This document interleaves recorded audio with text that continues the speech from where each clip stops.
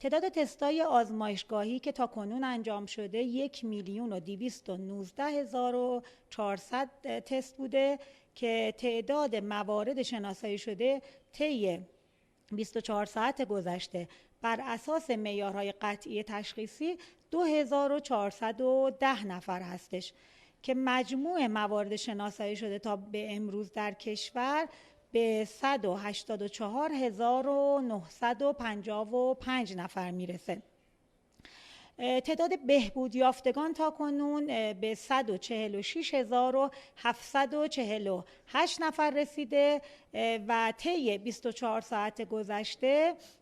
موارد بستری شده در مراکز درمانی 714 نفر هستند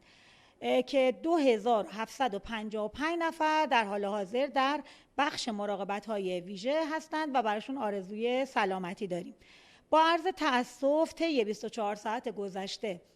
71 نفر از هموطنان عزیزمون رو از دست دادیم که با احتساب این مجموع فوتی هامون در سر ابتلا به این بیماری به 8730 نفر میرسه.